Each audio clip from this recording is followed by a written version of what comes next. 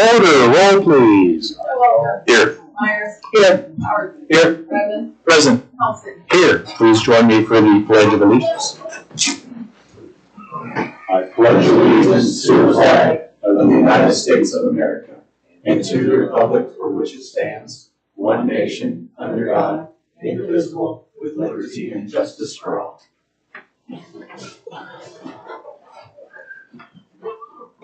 All right. Good evening, everybody. I think we have at least one person signed up for public comment tonight, correct? Okay. If you'd like to come up to the podium and just introduce yourself and let us know what's on your mind today. Really public speaking is not my thing, but It's okay.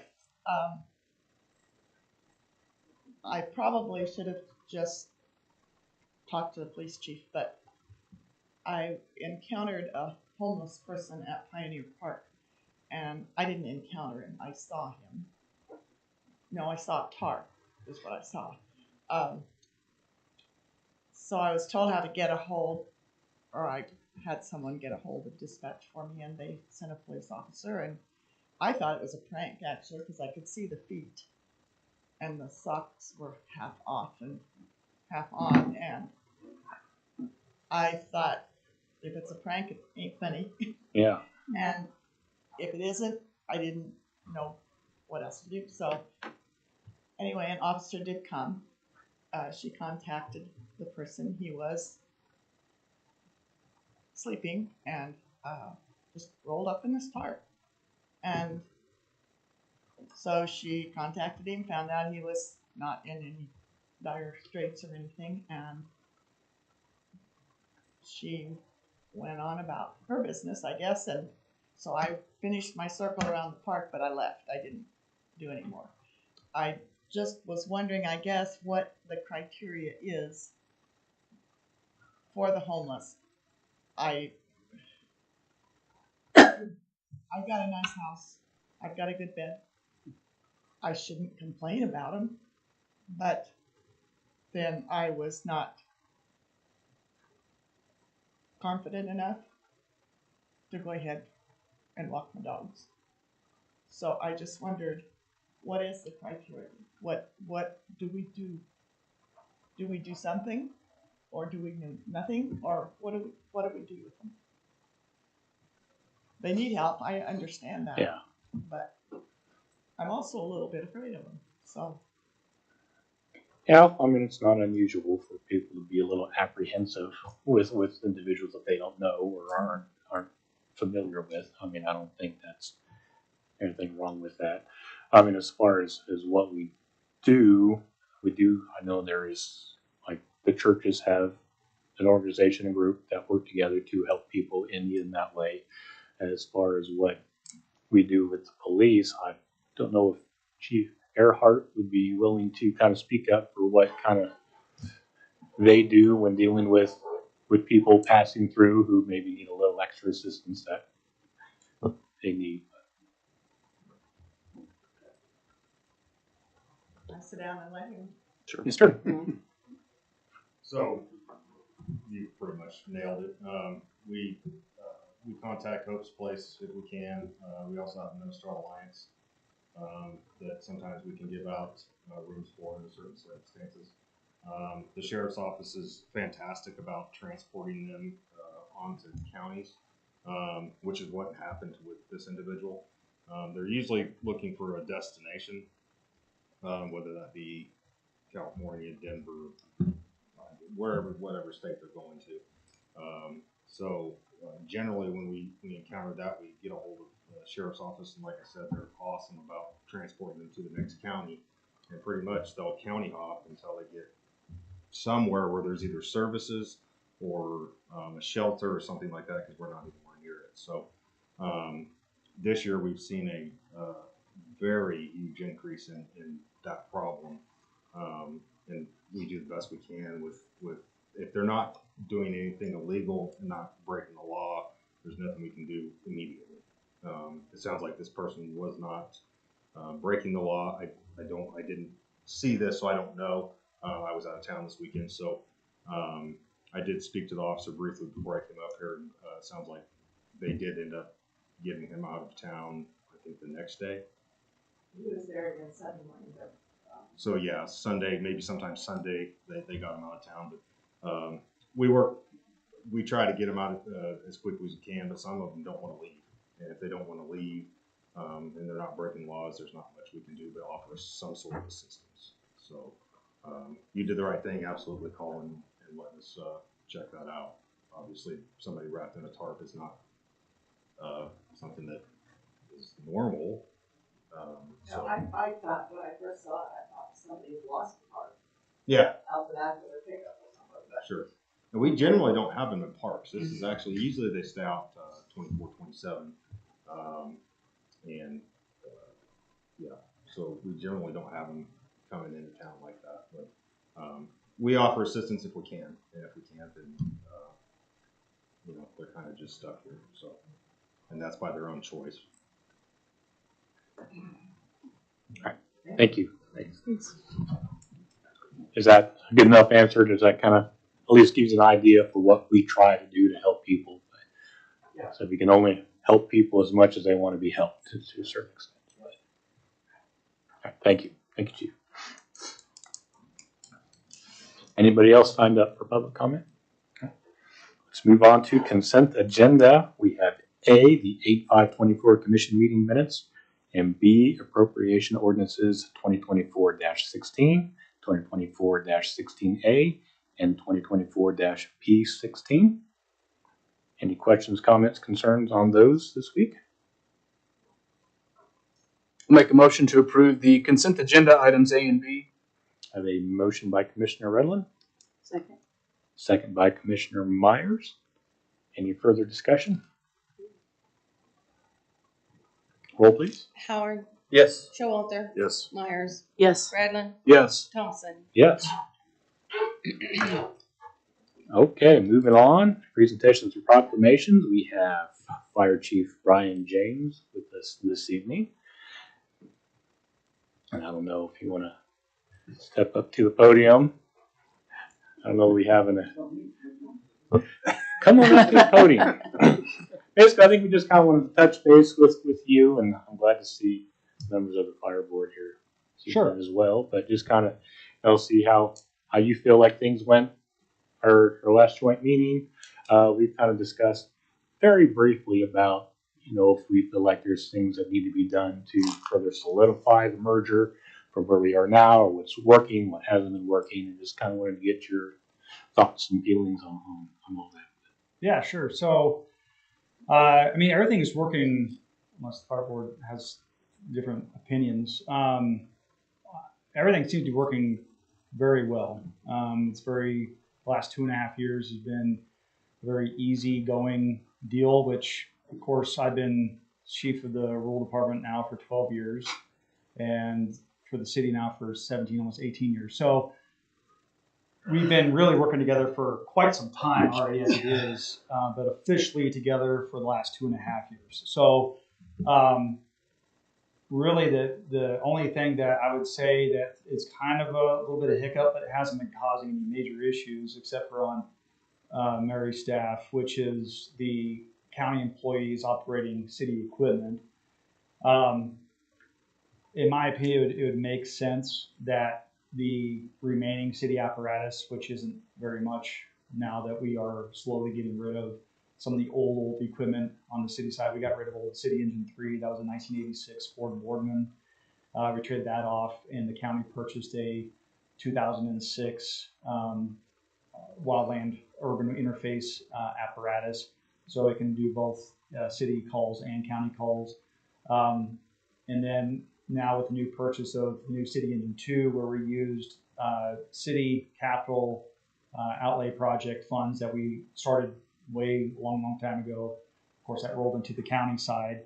We used part of that money, or actually all that money, then to also help pay for a little over half of this new apparatus, and then the county put in the other money to pay off the other side of the truck. So, and that truck should be probably here, that's what I've been told, in this November. So they kind of increased the delivery date, which is phenomenal. So, yeah, good. So that this apparatus that is in history of Sherman County, in my opinion, unless somebody else can be a historian of the fire department, This will be the first city-county joint purchased fire apparatus that we've had. So, so this is a pretty big monumental thing, in my opinion, on the fire department side of things, is showing that the city and county are actually working together. This is our first joint piece of equipment that will protect the citizens of Sherman County, both inside City of Goodland and outside of the county. So, but after this truck comes here, we will then auction off the old City Engine 2, which is a 1999 Schmiel. And then after that, then you only really then have City's Ladder 1, which is 1997 HME, 75-foot stick, which we bought that thing used in 2013 from Freeburg, Illinois.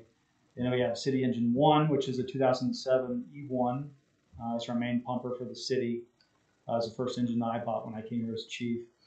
And then we have the hazmat unit, which used to be the old Rescue, which is a 1988 GMC crew cab.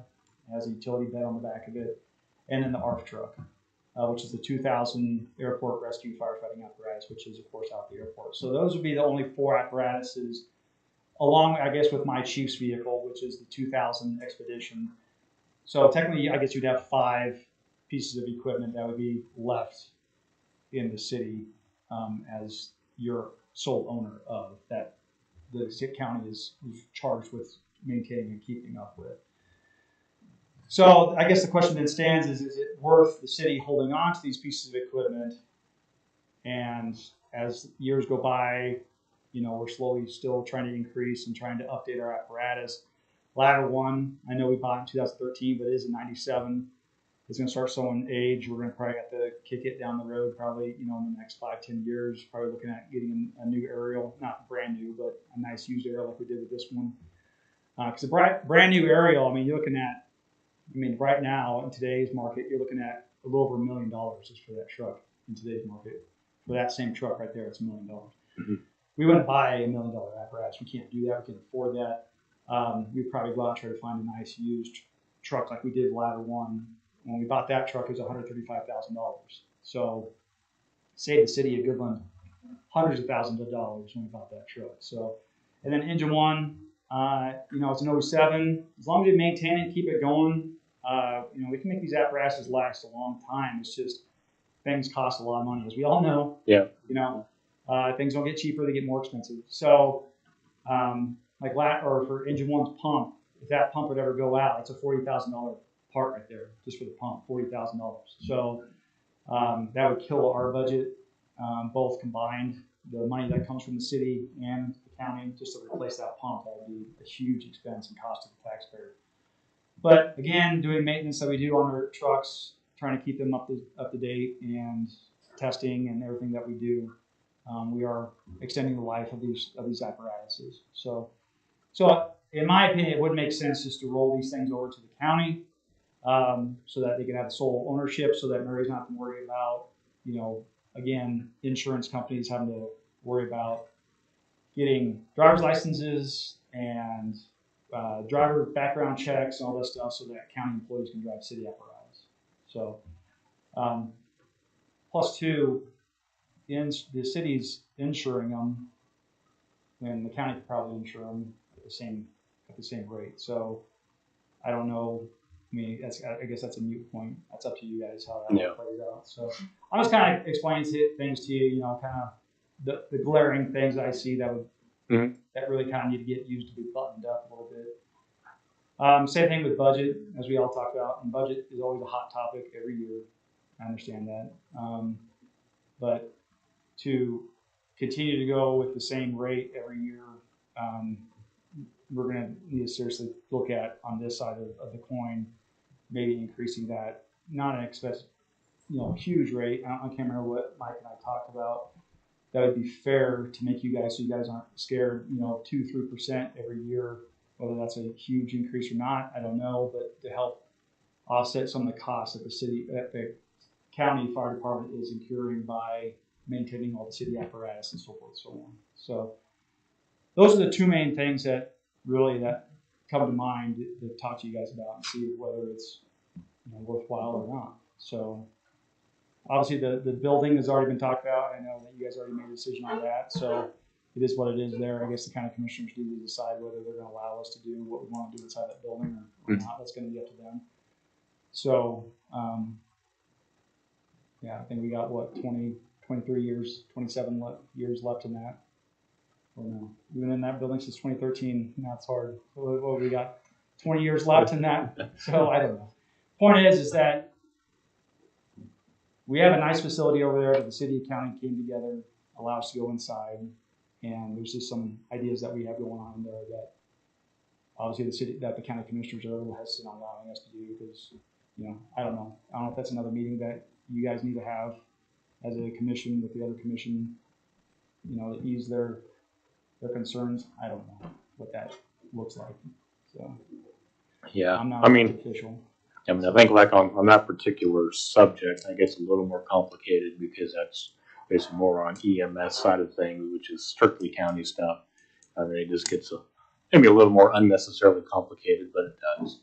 But as Sure. far as the building and remodeling and stuff, and I know as far as what I've seen and everything that I've been privy to and seen, I mean, I've been more than happy with the way the fire department merger has gone. Mm-hmm. I think I'm at a point where I'd like to see us, like I said, it's been 3 years or whatever it's been since we've done the merger. And we kind of, when we did it, we said, this is how we're starting. We'll probably have to adjust things and fix things. And as things go down the road, see what's working, what's not. That's kind of where I'm at personally, where I feel like it's a good thing.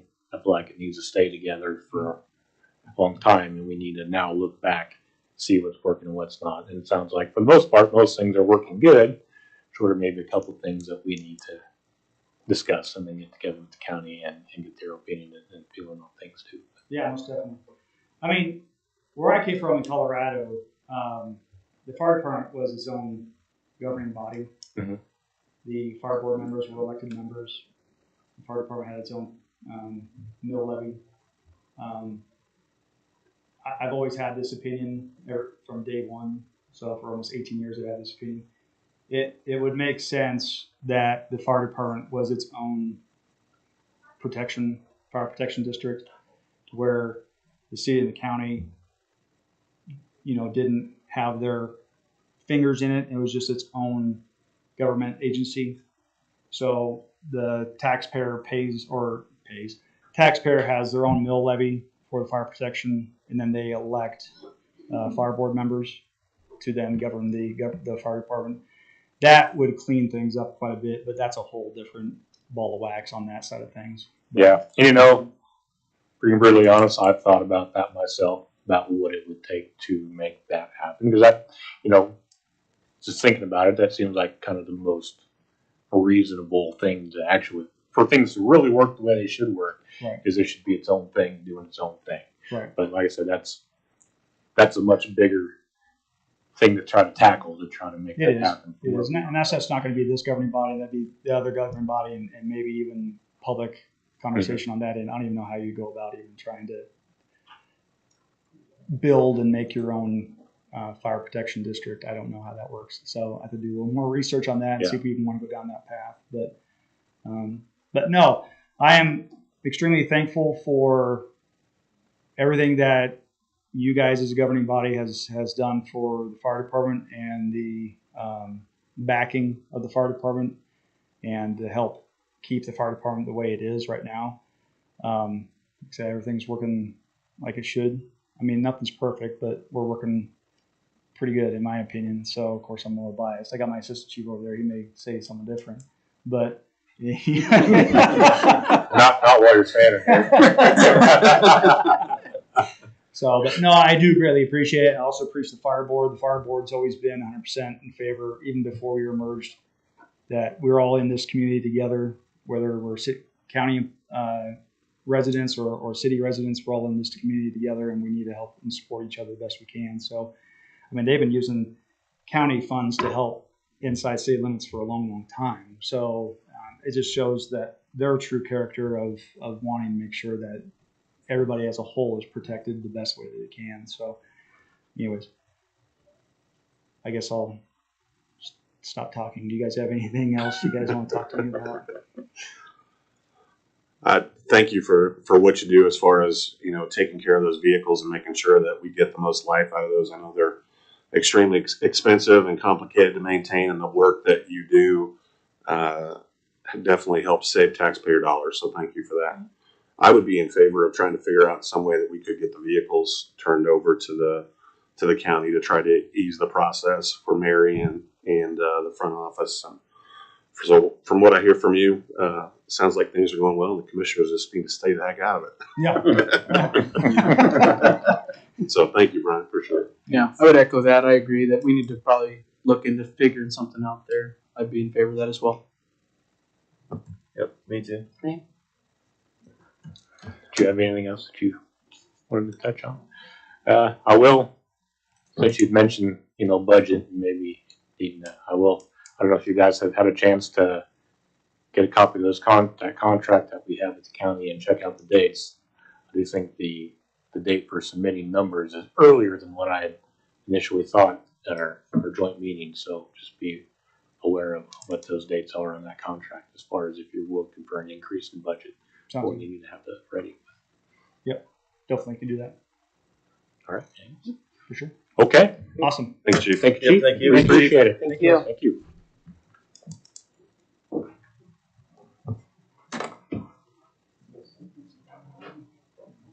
Okay, moving on to ordinances and resolutions. Thanks, guys.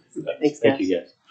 Start with resolution 1642, which is updating the commission live stream policy. Kent?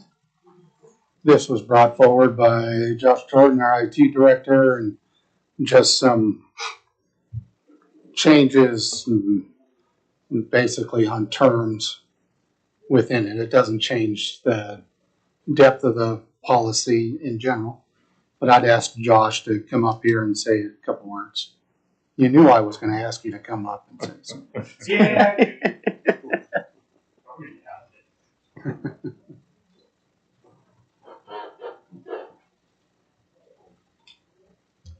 So, as Kent stated, it's basically eliminating any reference to cityofgoodland.org since that is no longer our website.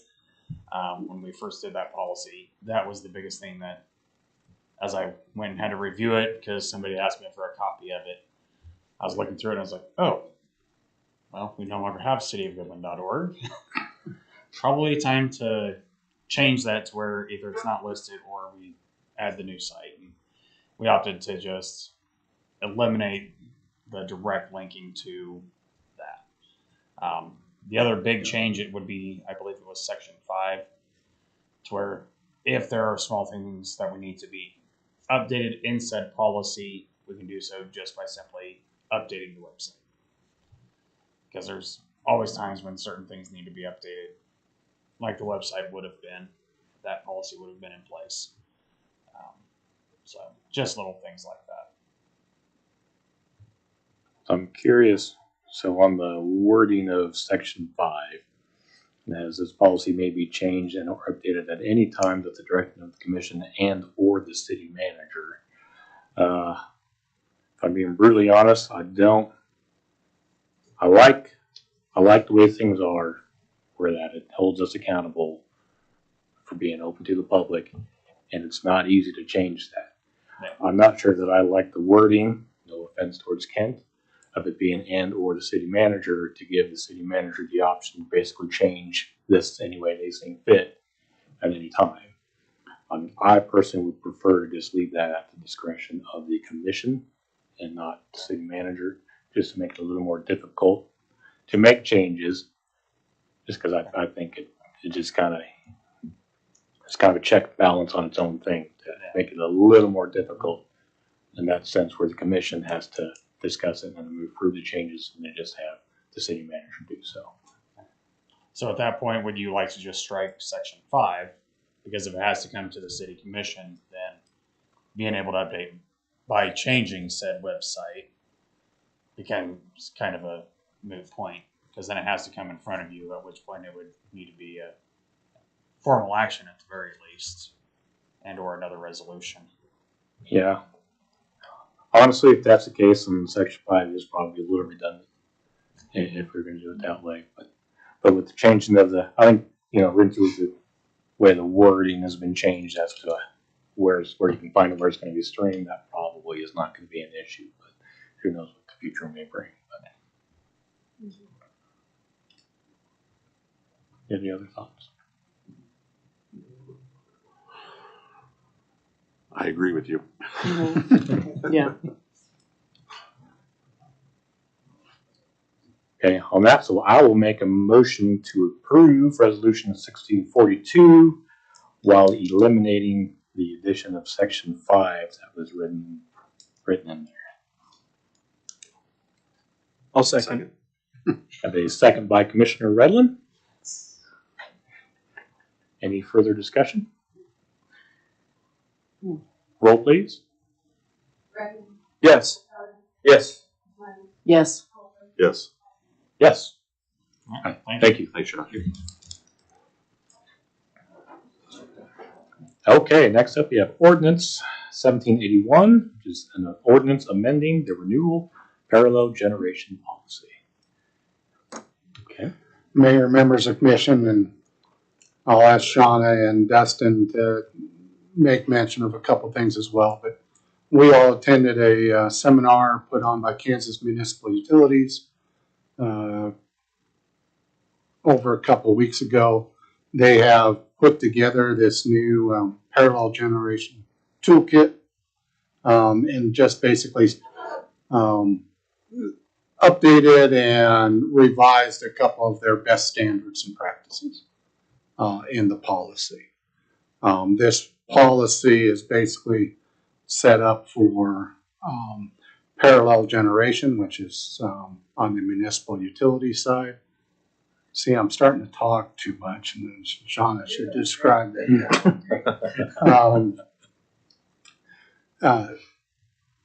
And it goes in parallel to investor-owned utilities, which is like Evergy or the former Westar Energy or KCP&L or other ones, bigger utilities.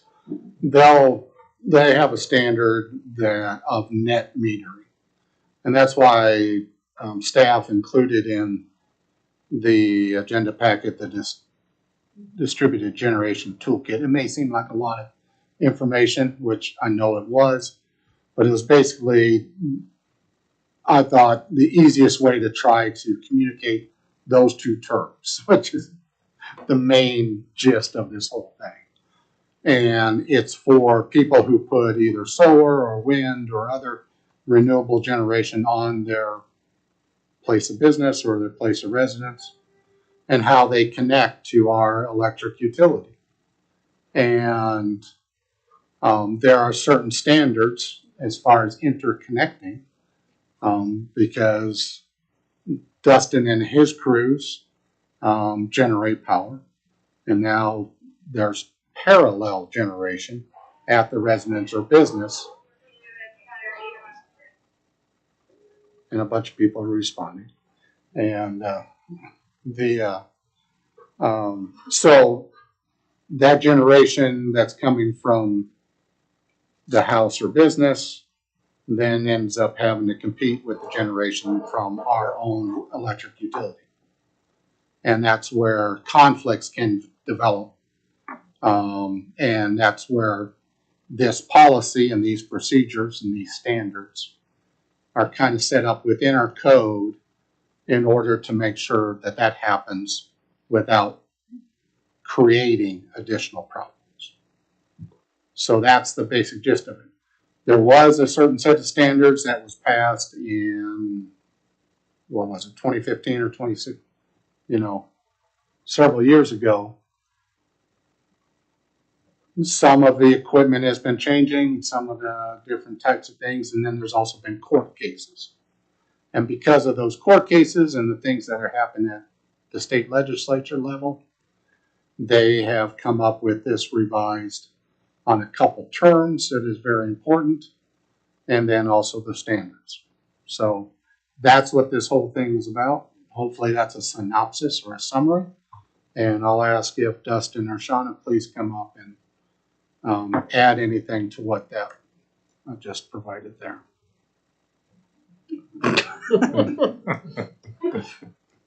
I'm gonna put a check mark on both of those. I don't think there's a lot changed. One thing that will affect the city will be like any discriminatory charges. So there will be one that will be taken off of solar customers.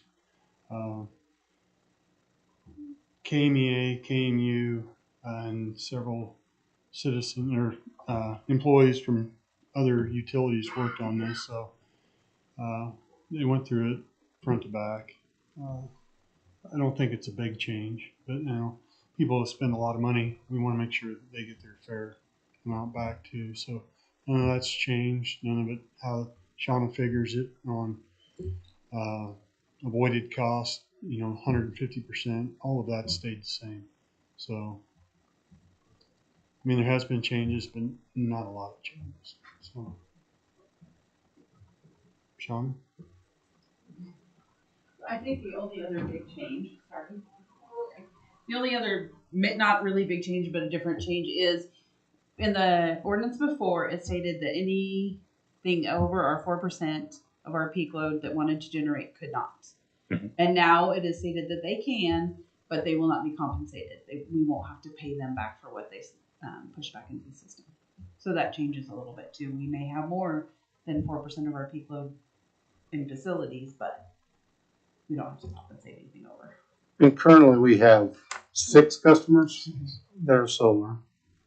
So it hasn't taken off, for a number of customers in Goodland. There was an example at the workshop that we attended. Garden City was there. They have 152 customers, 159 customers, somewhere in that ballpark, that have gone to it, and they keep having more go on to their utility. That still hasn't reached the 4% level for Garden City, which is in statute for some reason, because they don't want the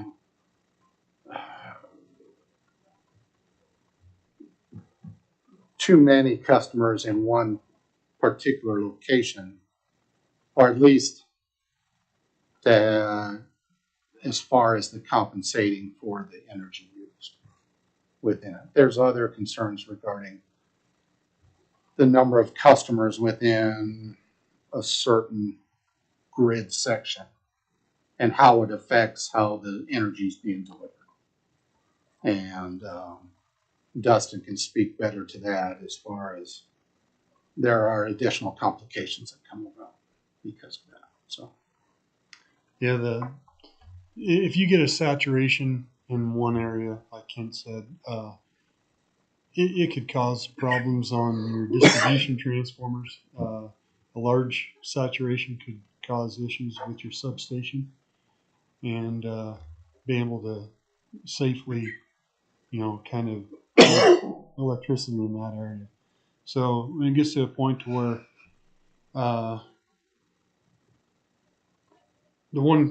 we had 2 customers that were almost back to back. We ended up feeding them off of a different transformer, just because the transformer we had feeding those houses were small. So we had to put 2 of them on the same transformer. We had to increase their transformer size.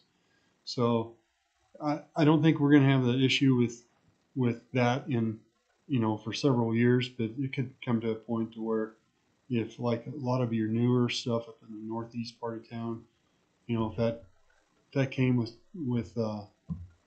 where they wanted to put solar, or some like housing units like Garden City put in, like quads and stuff like that, to where they had to have some solar on their facilities, then that becomes an issue with substations and even our power plant. So,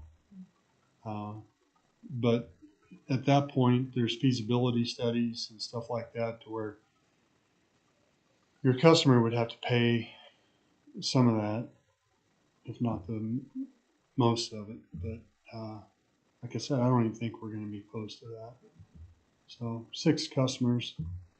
I think there were some literature put out by KMU, what the customers need to ask solar companies, stuff like that, which was good, because we've had 6 installations and 6 different installers, and some of them have been good and some of them not been so good. Communication is probably what I think we struggled with. A couple of them put stuff up and really weren't working with the city. They were just working for themselves. So, but changes, but not a lot of changes. So just updated, kind of really. So And I agree with Dustin that I don't think we're going to have a whole lot because we do the parallel. We're allowed to do the parallel metering. It's not as much of a benefit to the customer as the net metering.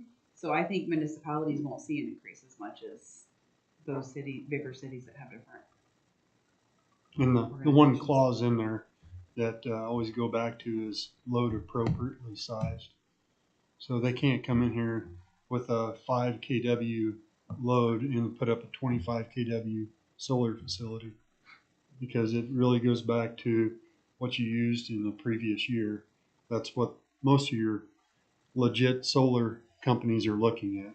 And depending on if you want to get 70% off, or, you know, there's always what you want to pull off the grid. Mm-hmm. And I think we have one that's we've been looking at. I was concerned, but Shauna was like, she's not concerned about it after looking at the usage. So, but we probably said too much. Thank you, guys. Thank you. Thanks. And I need to apologize to the commissioners. The actual ordinance is not included in your packet. We have the CCCF that it details all of the changes for the ordinance, but the actual ordinance is not included in your packet. So we can table it until next time. There's not an urgency to actually pass the ordinance, but you have not been able to see it, so I really wouldn't think it's fair to ask you to pass it unseen. Okay, I wouldn't be against that for sure, because there's a lot of information there. You know, I did get through most of that toolkit, which is actually very good and very informative. I didn't like that, but it is a lot. So it would be probably beneficial for us to have a chance to really read through it well. So then I will make a motion to table this discussion until next meeting. Second.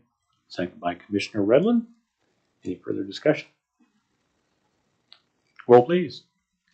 Myers, Yes. Howard, Yes. Bradley, Yes. Showalter, Yes. Thompson. Yes.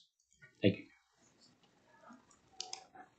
Okay, moving on to C, Ordinance 1782, which is to rezone 1601 Kansas from R1 to C1.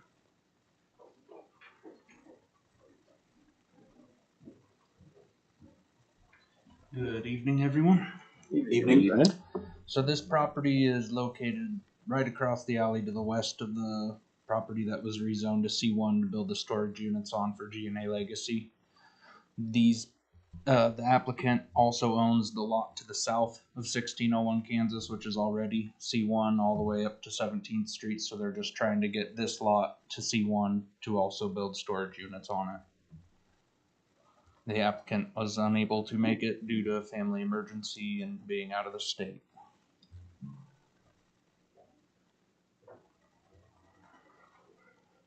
So it'll be right there on the corner where Josh has the mouse at.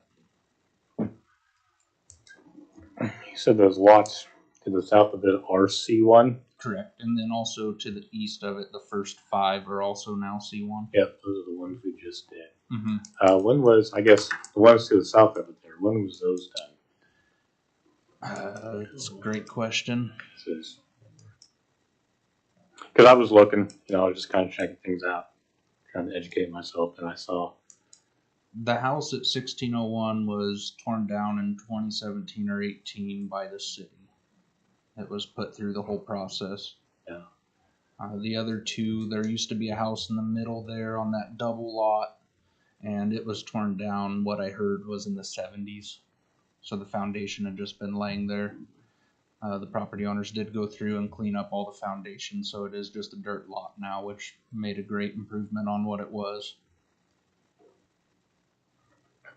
because when I was looking, I guess I don't know how, because I don't recall that we've done anything with those properties. Maybe we have. I don't believe the city has paid for anything. But I they meant did on go the through so on those process. properties to the south. What I was looking at on the showed that it was still zoned residential, not commercial. So are we sure that those are commercial properties? Yeah, they are. There's 3 lots right below his cursor that is actually on Grand. That is still residential. But it's an island, I mean, it's surrounded by commercial at this point. I'm talking so to the west, the green lots to the west, that one right there. Yeah, That one's commercial, that is commercial. and they're wanting to. Just match the same zoning district so they can combine the 2 lots and then use the entirety of it instead of having to follow the 25-foot yard setback rules when you're butted up against a residential district. Because my question on that was, I said if it's commercial and they are going to try to combine those properties, I suppose it's not an issue. But the property on the corner is only about 5,000 square feet, which is smaller than the requirements to be a C1 property. So that's why my question was, what is the ultimate game plan here? They're going to combine the 2 lots and then use the whole lots for storage units.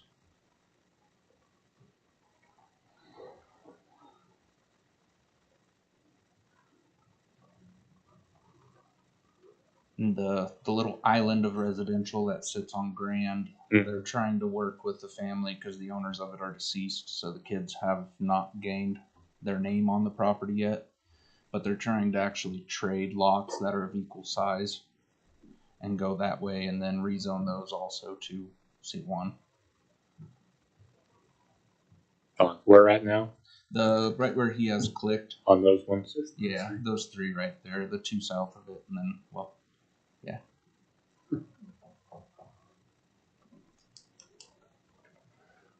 Okay. See, we never heard back from any of the neighbors regarding the zoning. I had a couple calls, but they were just asking why they received a letter when that's not their property. And then once I explained to them why they got the letters, they had no issues with it. Okay, they didn't have actual concerns with what was going on. They were just curious as to what the. Okay. I did actually get some feedback on this one in particular from a resident in that area who was concerned about property values if we continue to rezone those residential and they put in storage units there. So I told her that I would bring that up at the meeting when it came up. Yeah, I mean, honestly, I kind of personally, between storage buildings and storage containers and storage this and storage that, I'm honestly getting sick and tired of seeing storage everywhere. I feel like it's starting to take up some valuable space, but at the same time, the space that it's going into is not space that's being pursued for any other reason and hasn't for a long time, and honestly probably won't for a long time. So, I mean, if there's no formal complaints from neighbors, so I guess they did have somebody talk to who was concerned about property value. If anything, it'll probably make property values go up right next door, I would assume, going from empty lots with broken foundations to an actual structure that's doing something for the area. But again, that's speculative. I don't know. I don't determine property values. So my biggest concern was whether or not we are following things properly with the size of that lot being smaller than the C1 requirement. Because they won't be able to build anything until those are actually combined to actually make full use of the lot. So once they're combined, then it'll meet the size requirements. Okay. I mean, it looks way better than what it did. All being cleared off and level.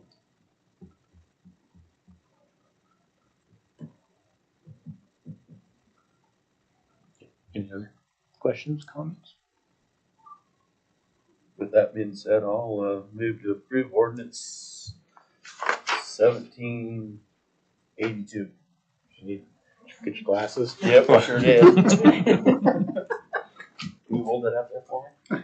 Have a motion by Commissioner Howard. Second. Second by Commissioner Myers. Any further discussion? Roll, please. Showalter, Yes. Redland, Yes. Howard, Yes. Myers, Yes. Thompson. Yes. Thank you, Zach. Okay, we have no formal actions this evening, so let's move on to discussion items, starting with the 8th Street project. I had asked Andrew Bruner to come to this meeting. He had put together a little bit of a cost estimate, and I'm going to hand those out to you. Now, there's actually two separate cost estimates, and they're on either side of the.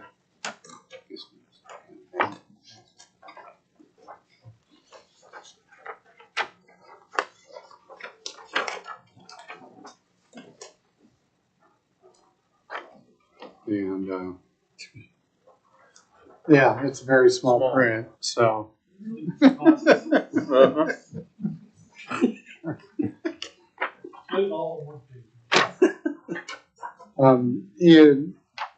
In our discussions with EBH is basically putting a base bid on the project from Delisle to Main Street, and then having certain additions onto it from there. The tie-in to K27, basically the last block from Cattle Trail out to K27, and then the second section from Main to Caldwell, because that requires a little bit different. There's good sidewalk on one side at least. And then a third one, just one more block from Caldwell to Cherry on 8th Avenue, just because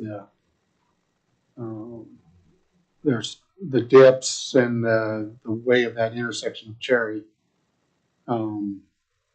is kind of difficult for those people traveling to 8th and Caldwell from east of there, that if it could be included in project, was included in this presentation. And on one side,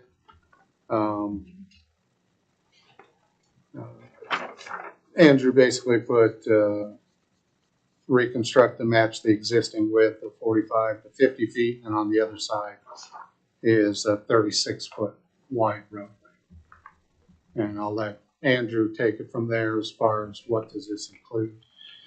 Yeah, so like Ken said, originally I started building an estimate together to basically remove and replace what's there existing. Same width, same everything. Going up into drives 5 to 10 feet to match those elevations. So yeah, from is it DeLay or Delisle? I've always questioned myself. Does anybody know? It's DeLeo. I think DeLeo. You need to take a vote. Okay, it's DeLeo. So DeLeo. So from Who DeLeo really knows? So from DeLeo to Kansas, 8th Street's actually 45 feet wide. When I say 45 feet wide, that's from the toe of the curb on the inside of the roadway to the toe of the curb. So then you got 2.5 feet of curb on each side of that. So really it's 50-foot total width, but 45-foot roadway width. And then when you get past Kansas on all the way down to where we're talking to Cherry, it's actually 50-foot width. So we got to questioning, do we really need a roadway that's that wide? I know it's an emergency snow route, but there's a lot of streets that are functional that are 36 feet wide that still have parking either on one or both sides. So 36 feet wide gives you two 12-foot driving lanes, gives you 6 foot of roadway to park on each side of that, and then you would still have 1.5 to 2 foot of curb that you could park up against the curb too, as well, for parking vehicles on each side. So I put together the estimate for a 36-foot wide street as well. We kind of waited. We've got some preliminary numbers on how the sales tax is doing since it's been in effect now for a little over a year, and it comes in right under, which we give like a 10 or 11%. I tried to estimate for 10 or 11%, reduction in what that total cost would be over 20 years on what you guys would bring in. And we're under that currently. But it still is a big price. And like Ken said, broke it out into different sections just so that way we can say, hey, let's not worry about this. Let's not worry about this. I know the main points, the main sticking points are basically Delisle to Caldwell. But then also we have water line improvements there down there on the bottom, we have a water line underneath the roadway that's old that we'd want to move out. So either option, we'd want to get that thing out of the way. That way we're not turning into a new street. So these estimates only include costs for concrete, did not include anything for asphalt. Asphalt has a higher life cycle, life costs that goes along with that with the maintenance. And as long as the concrete's done right, hopefully you'd have a decreased life over the lifespan costs of the roadway there. So I know you guys just got this, but is there any questions? So when you said when you were kind of figuring the 20-year life cycle, and it looks like we would still be in it, is that for the more expensive project? Right, for the more expensive one. So matching the existing width. And this is only concrete costs and wouldn't necessarily cover any other costs that we might incur if we wanted to go in and do other stuff while we had that road tore out, like taking care of water lines or anything else that's in there. So really, there is really only one, correct? Only one water main, and it's over on the west end between Cattle Trail and Kansas. It's not even quite to Kansas. There really only is that one water line that's directly underneath the. Oh yeah, thanks, Josh. There's no water or sewer mains. Yeah, the sewer only crosses until you get to the far east end, and that's nothing that's too concerning.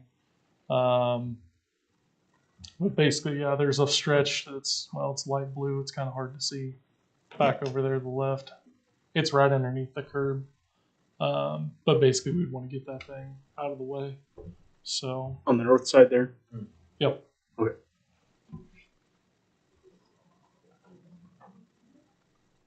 Actually, you're too far down. Go this way. Keep going. It was this stretch of line here that's underneath the portion of the roadway that we would want to get out. That's the old section we moved it to the north side. So. Both of these estimates include sidewalk on both sides, sidewalks, ramps at each intersection. If we were able to get away from the back of the curb, it would be a 5-foot wide sidewalk if there was a buffer area there. If there's not a buffer area, KDOT is giving us guidance on other projects where you widen that out an additional foot to give extra space. So 6 foot wide up against the back of the curb, 5 foot if we've got the buffer. So obviously we can make a buffer work with the shrinking of the roadway, the dieting of the roadway. Where it's existing, we have quite a few things to work around. So trees, landscaping, things of that sort. So.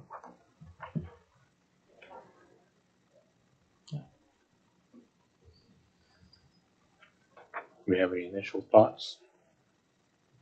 Certainly like the idea of shrinking the road and being able to add sidewalks out there. I think that's would be a great addition to that area. I agree. Was that?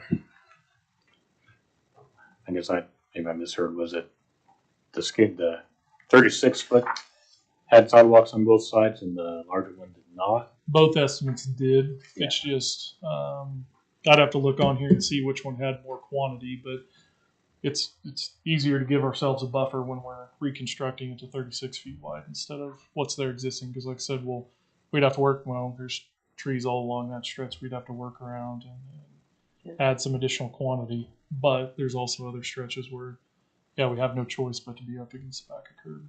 So we do the 36 foot wide. I guess what happens to the rest of that width? Is that all extra sidewalk? Is that all? Yep, just becomes more green space. So wherever we wouldn't put sidewalks, so people would get additional yards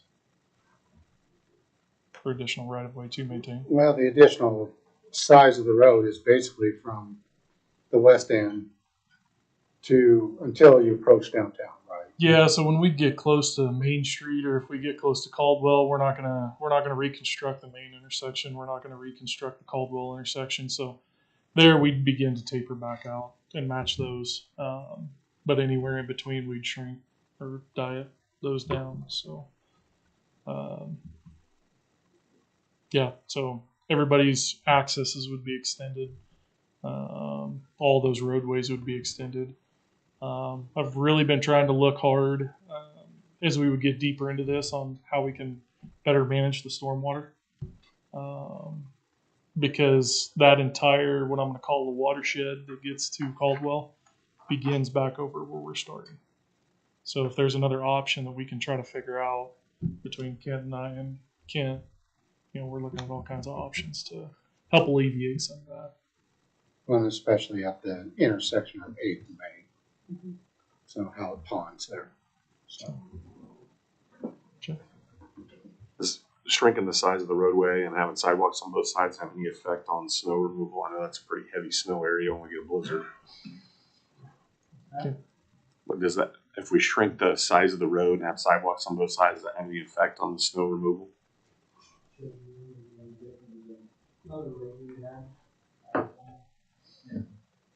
Surely anything's better than what it is now, because the ground is where you just slide and you better have traction on the ground. I guess that was my question. It's a pretty hard street to remove. I'm trying to visualize a 36-foot. Do we have, like, what's Caldwell? Caldwell's going to be in the 50s. It's in the 50s. 48, 50. Out there at the industrial park where we're constructing right now, that's all 36-foot wide. Where at? At Out the here? industrial park. Okay. Yeah, you could go out to the well. I don't know if that'll do it justice to give you a better idea of.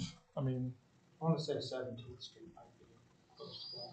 17th Street in front of the elevators. Yeah, that's probably close to 36. Okay. Actually, that might be right at 36. So. Right now, we don't have, although people's habits can change, we don't have a whole lot of people that park on East Street currently. Right. It's only closer to Maine. That's kind of what we've been watching too. It's a little closer to Maine. There's a few houses within that first or second block of Maine where people park, but in front of Wheat Ridge and all that, there's hardly ever anybody that parks on 8th Street there. So how does that work for residences on that road, that if we shrink that street, or driveways and things are going to be too short to get to the road? Is that part of the bid here? Do we extend private driveways, or is that up to the property owner? Yeah, no, to match. We'd extend back up to match existing. Just that's what it would take, additional entrances. And as you guys get a chance to look through these, you'll notice like concrete pavement, 6-inch. It'll be higher on the 36-foot option just because we have more entrance we have to put in going back to match what's existing there. So, elevation wise, those drives, actually, if we bring it in, it ought to make those drives a little nicer. They won't be as steep because we have to keep our flow lines for the most part as we're going down through there. Thankfully, we'll get rid of a 2-foot high crown in the road. So that'd come down quite a bit. But as far as people's drives, it really wouldn't affect them that much. Actually, I would think for the most part it would help because there's some in there that do come up pretty high. So this line item for seating, what does that cover? Seating on the entire project. So we would have an in-town. Typically, what we do is a fescue type seat. If there's somebody in there that has a really well-established lawn, we might specify something else. But yeah, that's pretty typical on all our projects.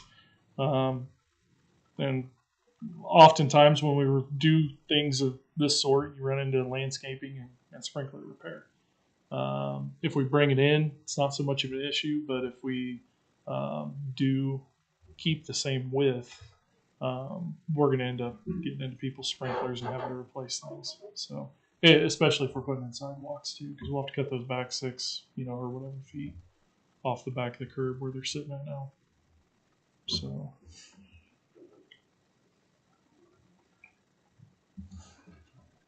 And as we'd get into the design, we'd look at other designs to be able to help save money as well. Putting in just a regular aggregate base is going to be fairly expensive, just because there's no real great quarries near us to provide that base rock. So that's something we'd explore as part of our design, is looking at different alternatives, try to save costs there as well. I would like to see, when we get further along, drawings of, like from Main Street to Caldwell, the street gets narrowed down, what that would actually look like. I can provide those. I have them because that's Just how. because I don't want that really to, have a jog and a jog back. It looked kind of weird right there in that area. Yeah, I get what you're saying, but really the only jogs would be down there by the county shop is where we'd start coming in, and then right there at that's Caldwell, and between Caldwell and Maine, we'd be coming in. It wouldn't be anything too dramatic. I don't know if you might notice it a little bit, but it won't be anything too severe. Give the library more off-street parking length, but that would be about it. Mm-hmm.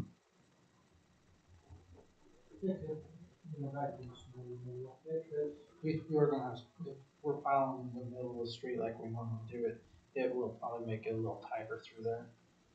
So, just FYI. But if it is an emergency, it's no emergency. People technically can't park there anyways, right? You got a big new loader. That's correct. It's also one of the first streets hit too, so it's not like it stays there more than a day, if that. You guys are usually out there pretty quick to get that removed. So One yeah. thing, Go ahead, sorry. I say one thing that I keep thinking about, and I feel like I'm fighting an uphill battle with these guys, but I think about how this is our opportunity to redo a main entryway into our city, and what can we do to, beautification is always an important thing. Is there anything we can do like in part of the median or along the edges to make it just more attractive other than just concrete? So median was talked about, center turn lane was talked about. Actually, the guys put out a counter and we counted vehicles. We have vehicle counts, daily vehicle counts during school. So hopefully that's a fairly accurate representation of the most vehicles that's going to be on there for a day. The thing that makes me nervous about a center turn lane or islands, medians, things of that sort is there's so many accesses along 8th Street. And so you can put those medians at the intersections, but then anybody that is coming, let's say they live on the south side of the road and they're headed west, they're going to have to almost pull a U-turn every time just to get back into their driveway, which people do have to do in larger communities. But for like the center turning lane, just having a center turning lane striped straight down, that's where I get nervous because there's so many crossing points and so many drives and so many alleys and all that.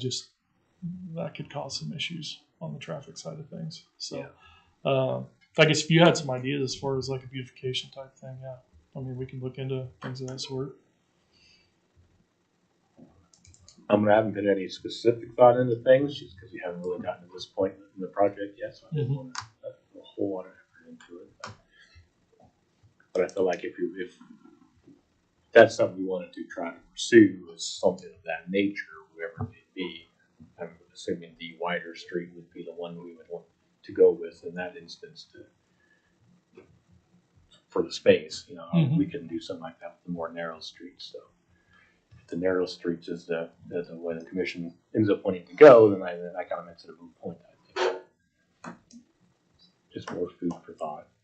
I think this might be a good opportunity to explore some different signage maybe at that location. We have these, big maroon welcome to Goodland signs on a couple of the different entrances to the community. Maybe this is our opportunity to have something out there that, welcomes people to the community that are coming in from the north.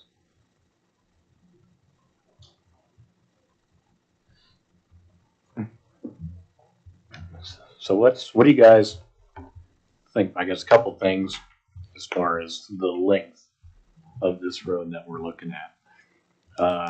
I think as far as the different sections of this, the K-27 tie-in, I think is an important thing to get done with this if we can. That's such a terrible turn there into town. If we can, whatever we do, if we can get that to match up the rest of it, that would sure make everybody happy, I think. And then there's the extra bit from Caldwell to the east side of Cherry, and I think that was kind of added in there just more because of the. It's just kind of more of the same. There's a couple of huge dips right there when you're going east on 8th Street hitting Cherry, and it just kind of help clean that up as well. I believe is kind of the idea behind that, correct? Mm-hmm. And as we get closer on down, further down this process, if so, I've got costs in here. So just like this last bid, the numbers that we got did not reflect some of the inflation that we'd seen. Mm-hmm. The same thing could happen here. So just because something's on here, we put this together to just kind of see where we could go with it. It could be that maybe we can get another block further or do something else. And so I would always keep in the back of your mind that I have listed on there additive, the word additive. We can always add those into the bids, but still not accept that if we don't like the pricing or we don't think that it necessarily fits too. So don't think just because we have it on here we have to do it, but we can always pull that out at a later date. So we can still go ahead and design for it and get everything done. Just if the pricing doesn't work, the pricing doesn't work.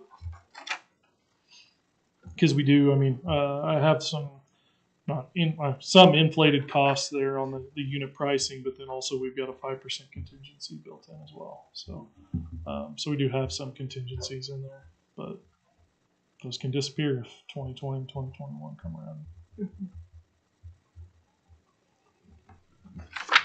One of the main reasons we asked Andrew to present this was, and one of the questions for y'all, it was brought up as far as, do we do this project as one big project, or do we split it up into smaller projects, or how much obviously from the cost estimates, it's over $7.5 million for the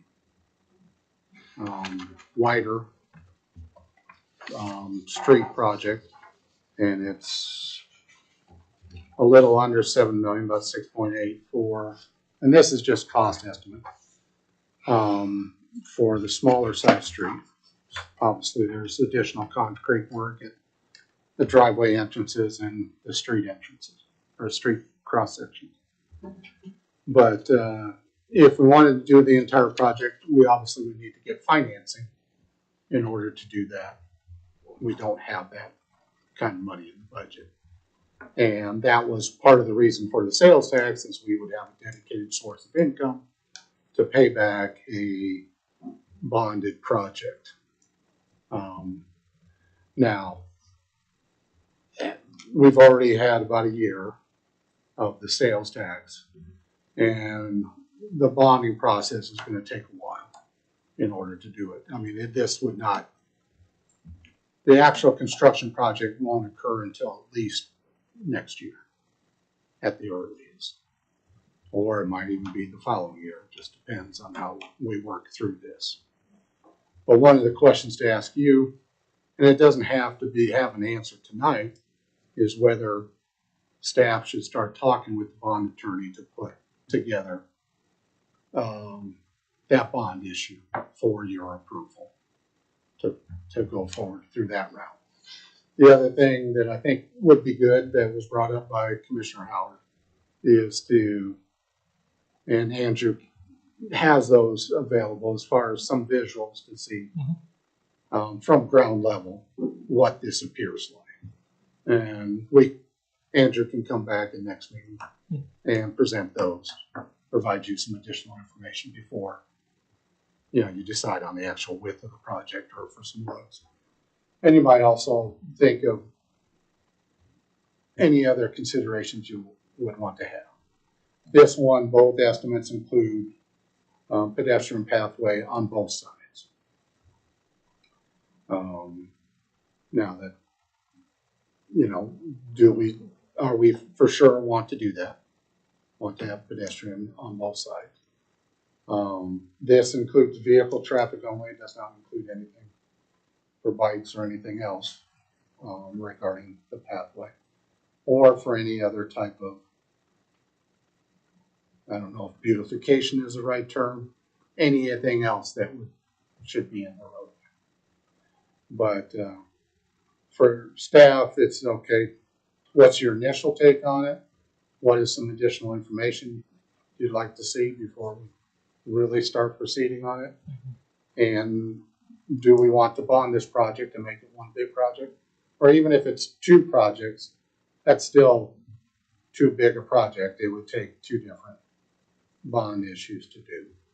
You know, $3 million at a chance. We don't budget that. That's a big ticket item. So, but and for the financial issues, I would say,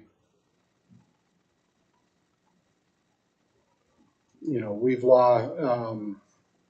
interest rates have gone up already, but look into the future, is it going to be more secure or less secure going forward in order to get that bond issue accomplished with, and hopefully not make these numbers go something weird, something way more expensive.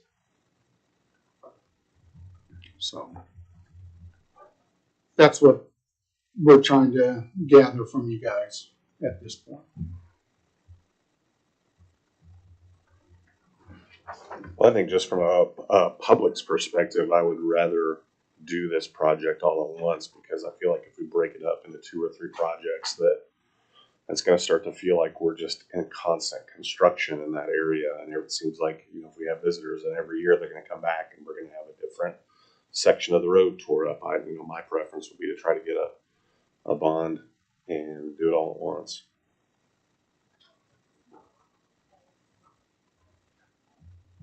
Yeah, I'm in agreement with that, and that we know what prices are going to be in 2 years. So this might be the cheapest time to get it all done, and it might not. But I think we should probably do it all at once too.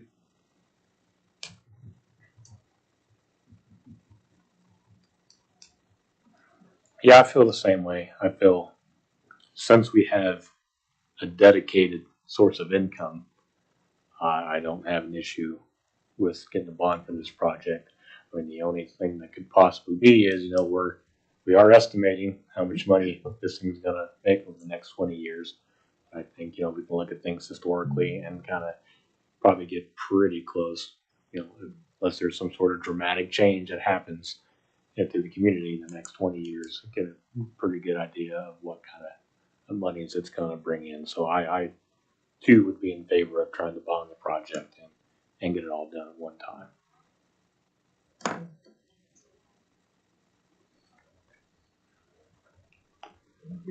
Okay.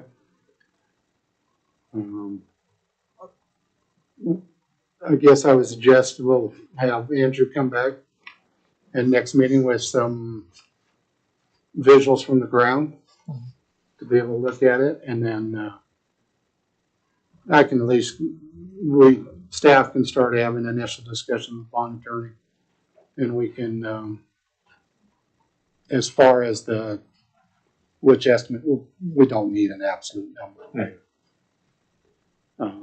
As we get until a couple conversations down the road with the bond attorney. We can come back to you next time and get a firm answer as far as width of the street and what you would like included in the project. How does that sound? Great. Ideas, questions, concerns? Yep. Just whatever you guys come up with. And if you have anything that you think of in between, don't hesitate. Call Andrew, call me. Let us know. Thanks, Andrew. All right. Great. Yep. Thank you. Yeah. Thank you, Thanks, man. guys.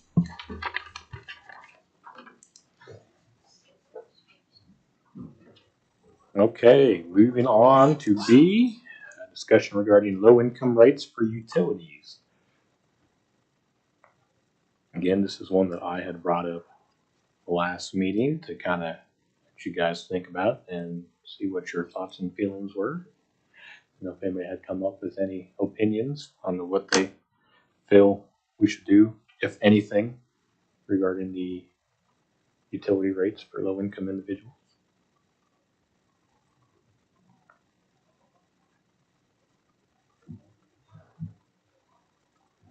again, my thoughts were, it had hard numbers in here for $18,000 for what the income needs to be. I thought it would be more appropriate to tie that into a more flexible number regarding the household. My suggestion was using the federal poverty level guidelines.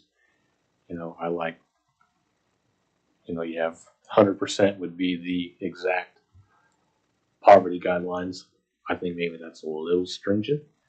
And I think a lot of other organizations who use that as a marker for when they're trying to decide on what an actual low income level is, maybe they go up to like 120, 130% of that. Again, that's kind of, I feel like that would be more appropriate if this is something we wanted to continue doing. This low income utilities would be more appropriate to do something of that nature. That way it's more flexible depending on how many people are actually in the house, and it can vary from year to year and kind of fluctuate with real life incomes.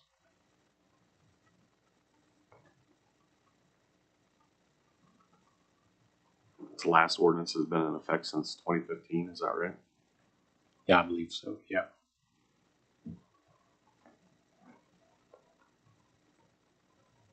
How does the application that they fill out go about their income, knowing their income? Do we know?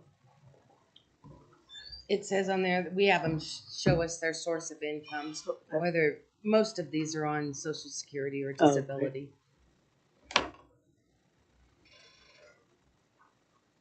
We require like W-2s or anything, or we're just basically working on the honor system? If they're paid by an employee, yes, we would require that. But like I said, most of these are on Social Security. Generally, we get their Tax. Okay. Yeah.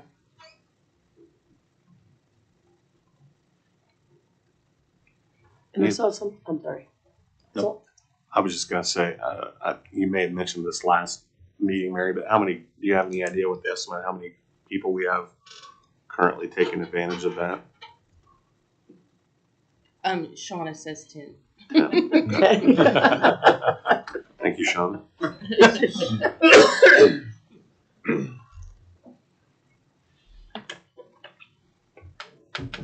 The one caution that staff has brought up in our discussions regarding this, and I've seen it in other communities as well, it gets real difficult to confirm the number of people within a household. Sometimes it changes, sometimes it's my friend, my cousin that's here, and say they count, and it gets really difficult for staff to confirm. That's a hard thing. I've had it where same thing with the first page of the tax return, how many they actually claim. That works sometimes, it doesn't work 100%. But just to let you know regarding that gets to be an additional conflict when discussing it with or trying to encourage people to participate. We're kind of a bit of relying on hopefully honesty yes. from the applicant. Well, I'm just gonna say. How generally does that work when you have somebody that usually they seek out the information for this program, or is it something where we're trying to give that information to them to encourage them to take advantage of it? How do people know about the program? We don't put any information out. We just pretty much, if someone's having a hard time, they may see if you have anything that helps. And we'll mention the program. But like you said, to be honest, very few qualify anymore. So. Yeah.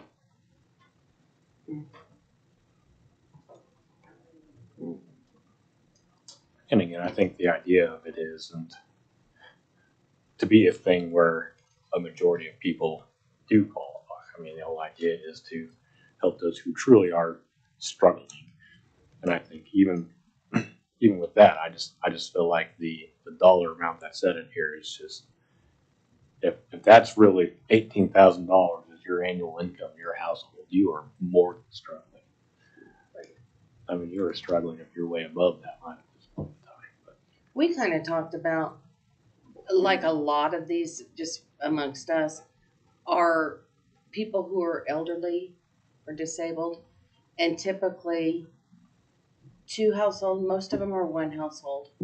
But if you base it on maybe like the 2 income household limit, two person household limit, and then just allow it to fluctuate with the federal guideline. We talked about that as an option. That way, then it's not so stringent at 18,000. I mean, we were just looking at options to try and figure out something. Yeah. One thing that I think is worth mentioning, I hope, is that the ones especially now that are on it, also get help from League. So a majority of them don't pay a bill. Yeah. Does that make sense? They're getting other help from government and stuff. So. That's the low income energy assistance program. That's correct. And also Harvest LIEAP. America. I mean, there are other sources that they do get assistance from. Which is good. Good. I guess one question that I had, which, and there's probably a good reason, which I just don't know, but why is the water utility a percentage off of what the rate is and the energy charge is specific kilowatt hour instead of just a percentage off of what the total bill would be? Is there, I don't know if you know, Dustin, or if there's a good reason why it's done that way, if it's easier to figure or. No. I think, because I would think it would be honestly, easier. It's always been that way. I mean, I hate to say that because I hate that answer, but I think that it has always been that way. Would it be easier if it was just like just a straight like 15% off of your energy bill, as opposed to everything's figured out different ways? I don't know. Did it have anything to do with the fact that they had different levels of rate for the water at that time? Well, If they you use did, and this I'm amount, wondering if use this it's rate, not this to amount, encourage this them rate. to conserve. I don't know. I don't know. But at one point we had like a 5-tier rate. Water structure. Yeah.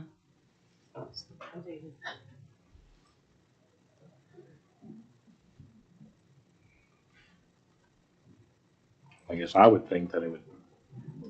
I mean, it makes more sense looking at it, because I don't know if there's a deeper meaning to the way it's done than if it was just a straight like 15% off instead of things figured out in different ways.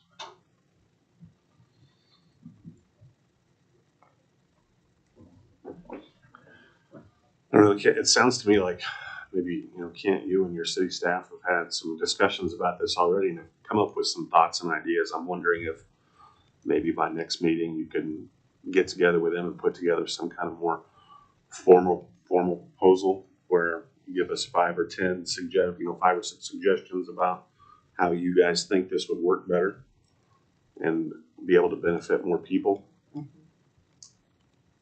We can probably come up with a behind door number 1, this is option behind door number 2. So. I mean, we can kind of toss some of this around all night here, but it seems to me like you guys are the professionals and know all the inner workings of it. Maybe we need to have you put together some information for us about how you think it would work better. Okay. We can do that. So I guess that would make the question, is it the consensus of the commission that this is something that we wish to pursue? Absolutely. Yeah. I think so. Yep. We'll put something together. Okay. Sounds so excited. Okay, let's move on then to C, which is utility incentives for new businesses. And if anybody had a chance to think those over, or if applicant and city employees have thoughts on those as well? We have discussed. We had a short conversation and then we didn't really follow up with anything to propose. It's just basically what has been included before and not the positive outcome on some of the programs previously. So I don't know those as well, so I'm going to ask City Clerk Mary Volt to provide a brief synopsis of those. Dustin's evil lying. I'm just interested. Well, in the past, they had the 12 will get you 6. That is, I strongly discourage because it about broke the utility fund. And many people, once they got their 6-month credit, 90% of them closed their doors. It was 12 months of Utilities, services for you get 6 months free. Mm-hmm. You had to So be there for basically- 12, and then you'd get 6 months free. And it was tough. It was tough on the utility. The one I think most of us threw around that we liked was if they have like a new installation, the city throws in the equipment and the labor, and then they just pay for the parts or that stuff needed to put the installation in. That seems to be one that has been depends popular. on the installation. But Yeah. Yeah. That's if you're building new or you do something new. But as far as anything else, that's kind of where our discussion led. I guess the one that I kind of had rolling around in my mind, which can tell me if this isn't feasible, would be like if you open up a new business in an existing building or whatever, you get like 6 months at cost. I mean, ultimately, we're not making money off of that 6 months, but that's given, if it's business going in the building that didn't have anybody in there anyway, we're not really generating. That also gives the business a chance to establish themselves for a bit, at which point in time it would be a business paying a regular utility rate beyond that point. Again, if they're paying that cost, we're not making money off of it, but I don't know that we're really losing anything either.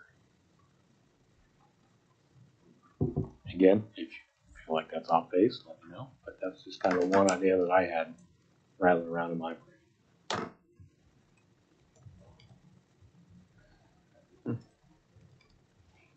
I think our only suggestion on it would be to put 6 months, that's it, no more.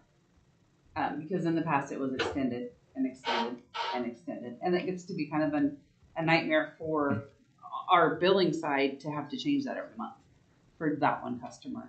To remember to change that. So I think that would be our suggestion if you do show something like that. Yeah, and I would think that whatever, if we decide to do something, whatever it would be, like a resolution form where it is set, the guidelines are set, and that is what we offer, and that is what they will get. Not you come back when they're up and you ask again, and you see. I'm not a fan of that personally. I will emphasize what she did say.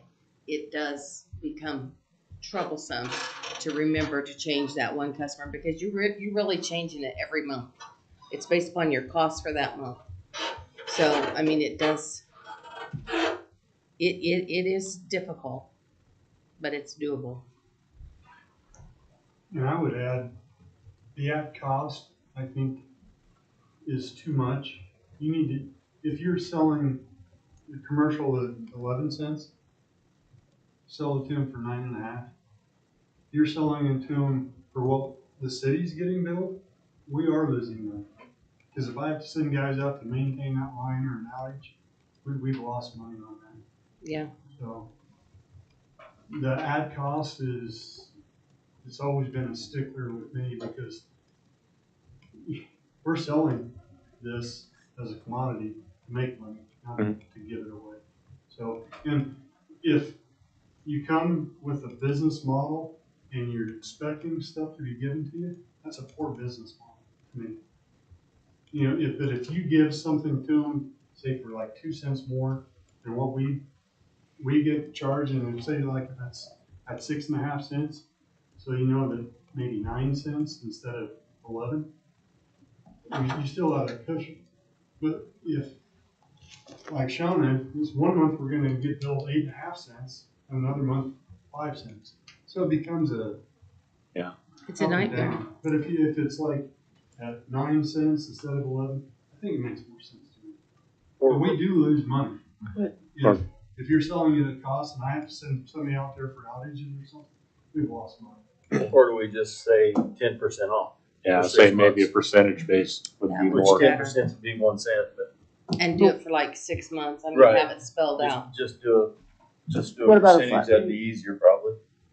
Why are we doing it for so, like, why are we keep throwing around 6 months? Like is that, like, I kind of take Dustin's point there. If you're coming into the city and you're expecting a handout like that, like, or you're just expecting to have, you know, something given back to you, do we really want that? I don't know. I guess that's where I'm kind of confused. I guess my thought process on it is not necessarily that we want people to come in expecting a handout. It's us as a city showing that, hey, we want your business and we are willing to give you a little something to entice you to come do your business here. And hopefully with this little bit of enticement, it'll help you get established within your business can then thrive on for an extended period of time. That's how I look at it. As far as 6 months, that's just an arbitrary number that I made up in my head. There's no research into that. It's what felt good to me when I was thinking about it. Was, you know, by 6 months, that business is probably going to have a pretty decent idea of whether or not it's going to thrive or fail. But I have a question. If we did do something like this, what if it's just a one person business? I mean, versus somebody who could create jobs and that kind of. Are you going to do different things? I mean, then you're really opening a can of worms. I wouldn't think so. I mean, I think I don't even need to be in a commercial, you know, something in commercial zoning. I don't think it like up somebody trying to sell something out of their house. That would not qualify. I think it would need to be something in a commercial building. But as far as whether it's one person trying to open up a little mom and pop shop or somebody coming in trying to open up something bigger with, you know, 10 employees, I would think that we would kind of want to treat them the same. Yeah, I would agree with that. I think there's always exceptions to that if you would end up with a larger employer, but Yeah. the I principle mean, is if there we to got start with. some giant company wanting to come out here and build a huge Yeah. factory in their newly finished up industrial lots out there, then yeah, we could definitely, you know, take things into consideration there. But as far as generalities, I think That's the starting point. Yeah.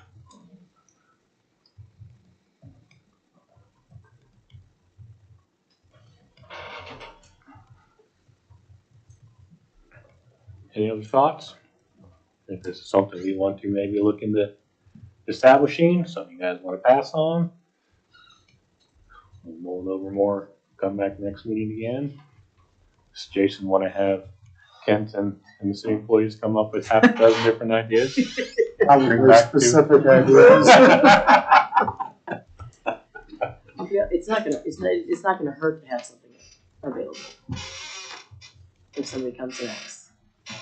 Yeah, and I mean, ultimately, that's just kind of, that's for us to decide if that's something Yeah. that we want to have there, or if we feel like it maybe gives unfair advantage to some people and not to others. I mean, I think that's been an argument for people too, is, you know, I've been established for a long time. I've never gotten anything. Where's my discount? But I think, you know, like I said, the way I'm looking at it, I'm looking at trying to, you know, keep building on the little bit of growth that we've had in the community and encourage people to start new things. And I'm okay with saying, you know, you're an established business, you're doing okay. You don't need this. You know, other people may need this to get going, to be able to get where you are. What would you do if somebody came in who just started a business recently? That's the thing too. Within the last 6 months, do you I mean, I think that's just something we would have to decide. We would have to decide what that hard line is. It's is it from this moment forward, and if you started last month, sorry, you know, if you want to go back a little bit to give people who just started an opportunity, I mean, that's something we would have to discuss and decide on. But I think it would need to be whatever the answer was. It would need to be firm. Yes.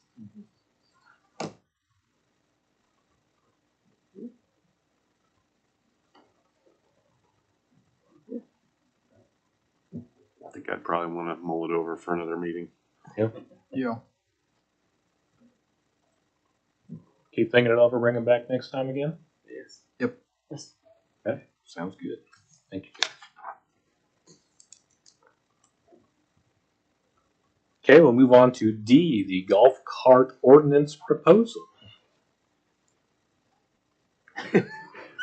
Kent? And this was brought to me by Police Chief Jason Earhart because he had been asked by several people.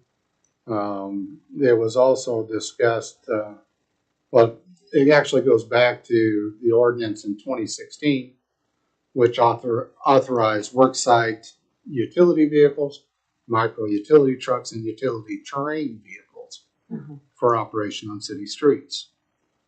That was passed, and then there was a couple amendments just for operational issues, basically, how that would work in the beginning of 2017.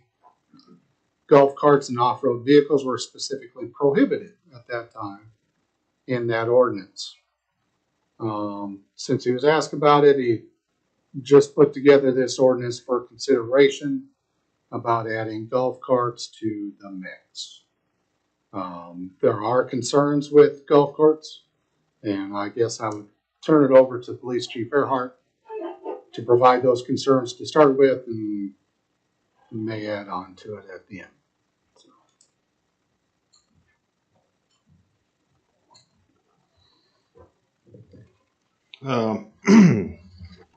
Some of the concerns are obviously they're very slow moving. I did put in the ordinance that they would have to drive on the right hand side of the roadway or as near as possible to the curb. They also at night it wouldn't be feasible. Most golf carts don't have blinkers and headlamps, but most of them do have brake lamps, from my understanding. So that's a requirement, is just to have the brake lamps. I guess my biggest concern is somebody getting creamed, for lack of a better expression.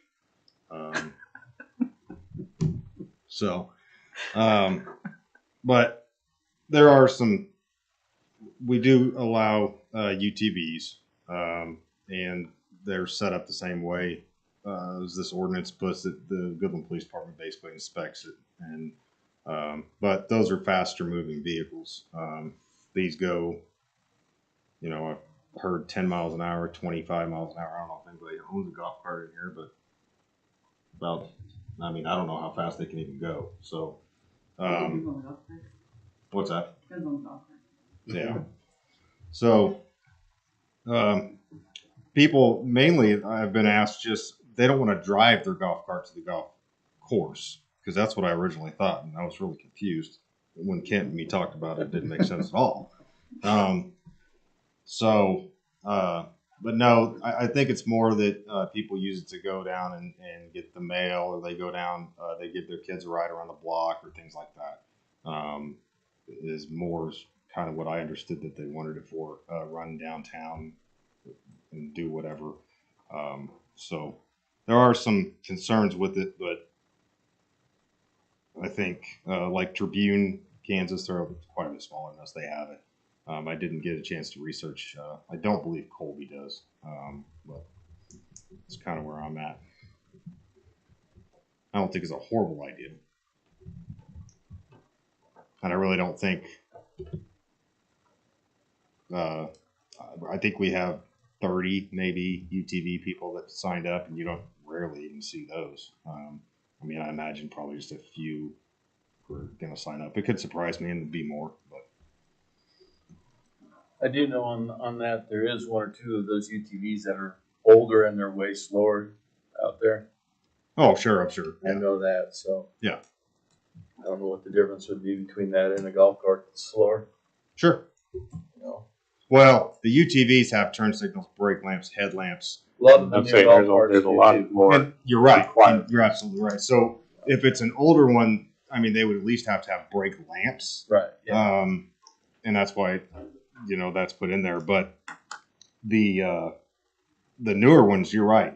They have pretty much everything. I don't know if they have turn signals, but Yeah, I think they do. yeah. So Turn there's signals, horns, radios. yeah.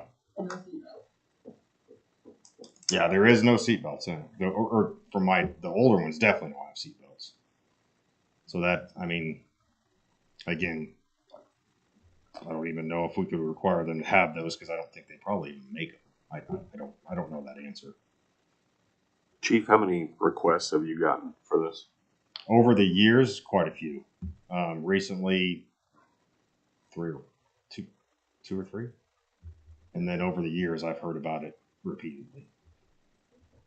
But not from these are all from different people. Mm-hmm. Well, I So know we St. Francis and Bird City both allow them too. How's that? Yeah, they're a lot smaller towns too, with a lot less traffic. These are not allowed on any highways or anything like that. So at all, it would be the same thing as the UTV, basically. Is what I put it as. So there's no way of getting to the grocery store.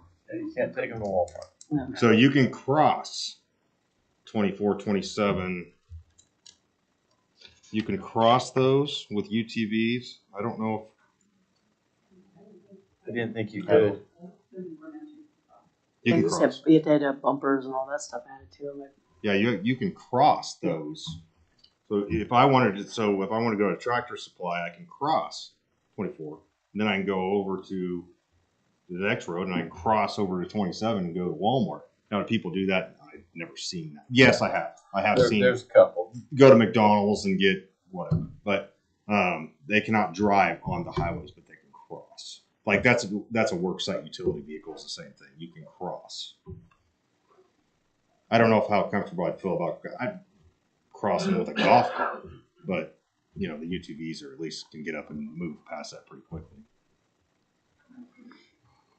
And it's only operational from sunrise to sunset, obviously. And I know some of them, you're right, they have headlamps and things like that, but a lot of them probably don't.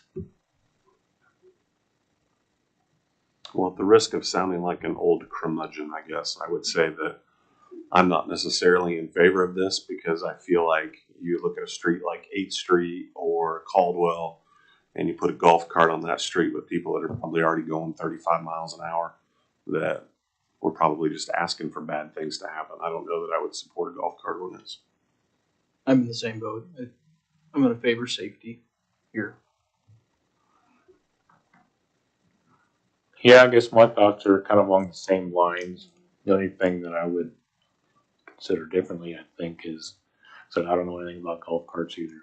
I don't know on the previous ordinance that we have with UTVs and stuff is there's a lot of requirements of what that vehicle has to have for safety reasons and for obeying traffic laws and everything else that's expected with every other vehicle.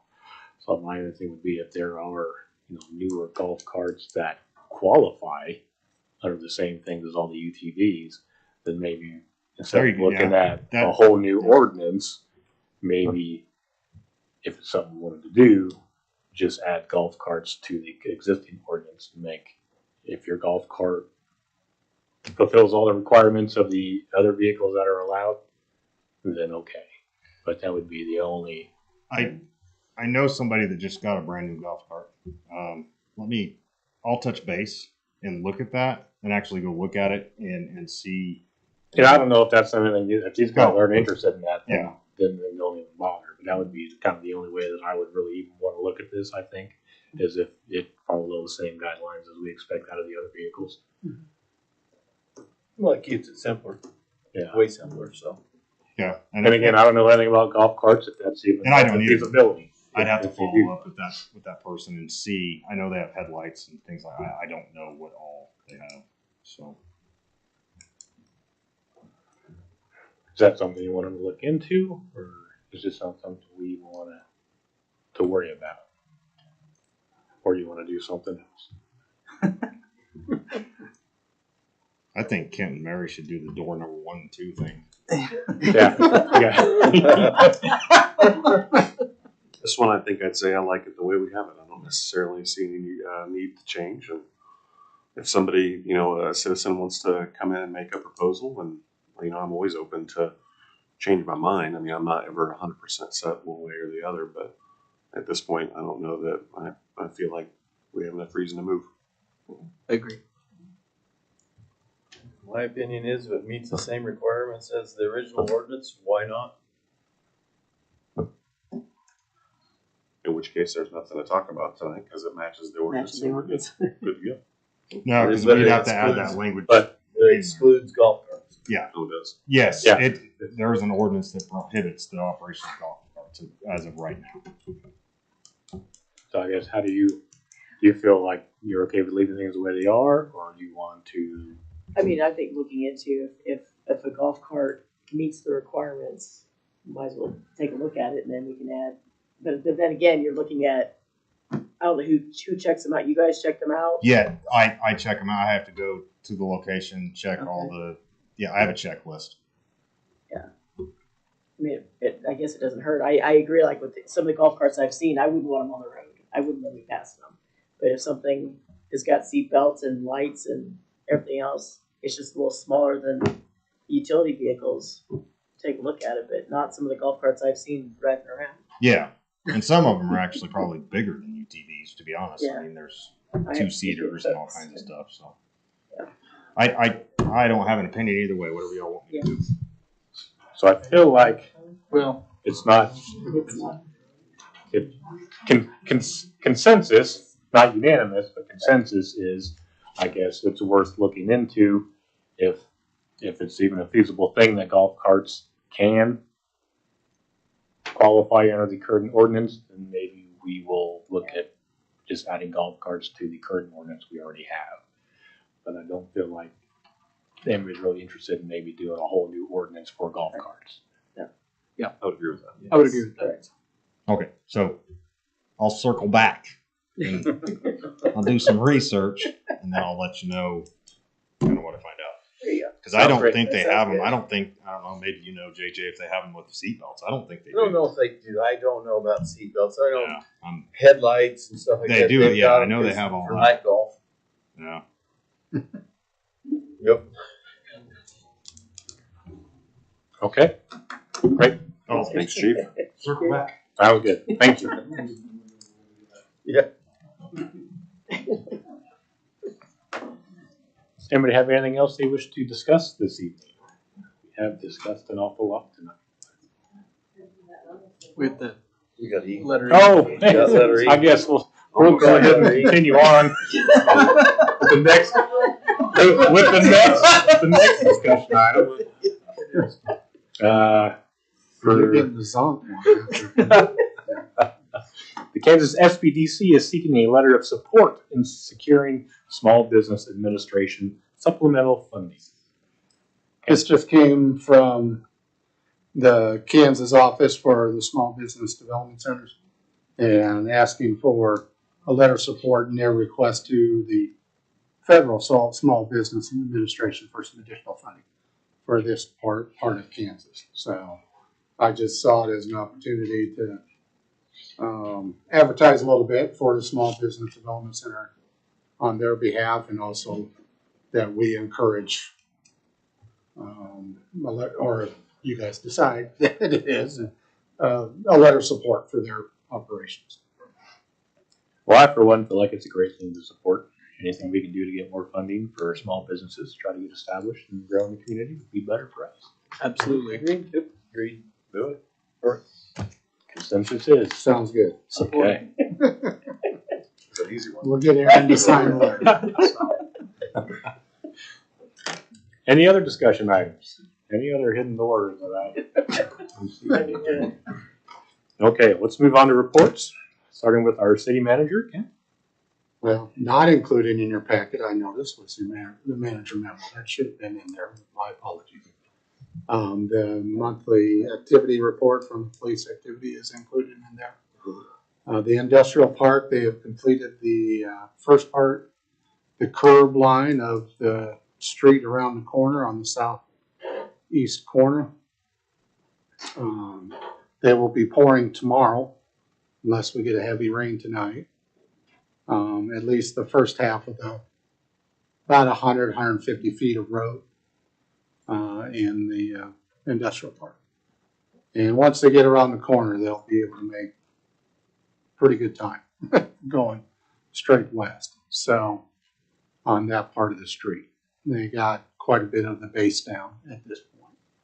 But they really only have 100, 150 feet of curb down at this point. So working at that. And then I had an update as far as Caldwell, the Caldwell cost share project, which is redoing the 2 driving lanes of Caldwell from 10th to 17th, but also doing the full intersections on all those streets. It's just an asphalt mill and overlay, basically.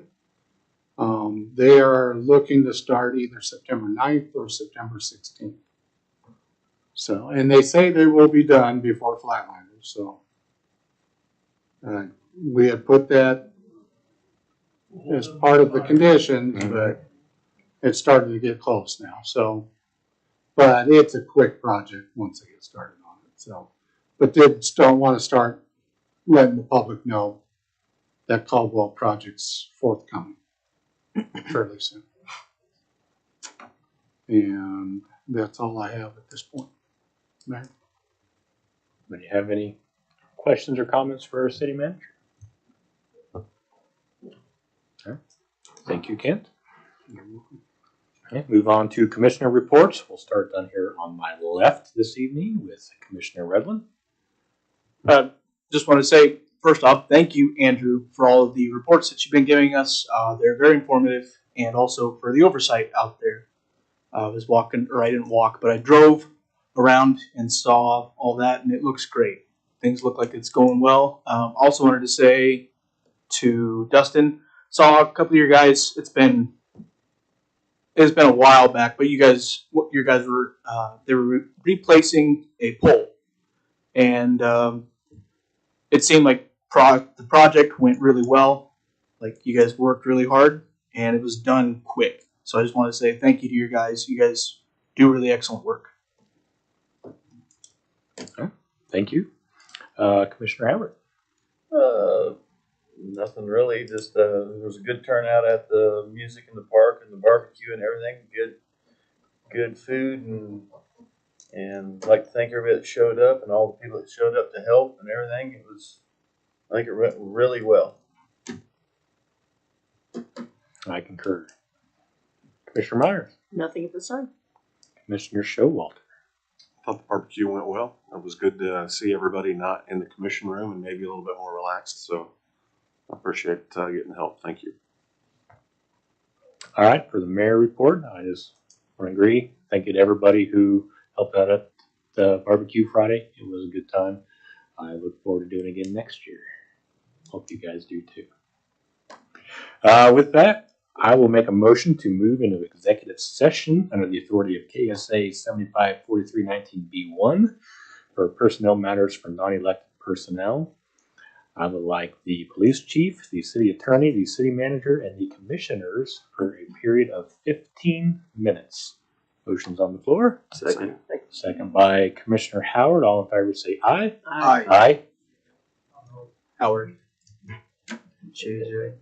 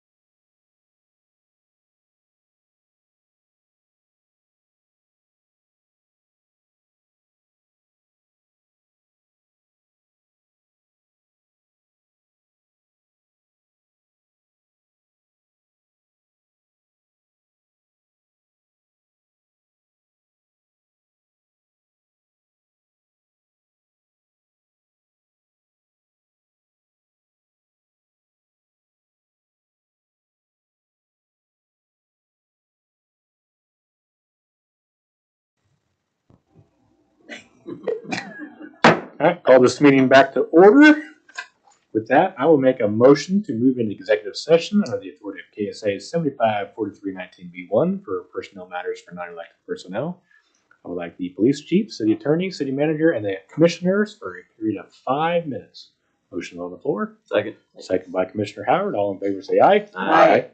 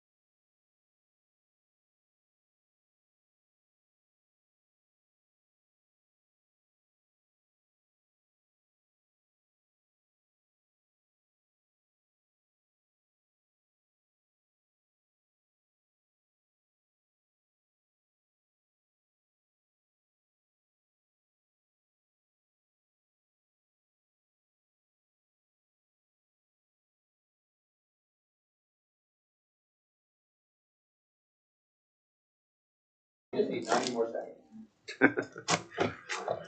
Okay, we'll call this meeting back to order. Does anybody have anything else they wish to discuss this evening? Not, I would entertain a motion to adjourn. So moved. A motion by Commissioner Redland. Second. Second by Commissioner Showalter. All in favor say aye. Aye. Thank you, everybody.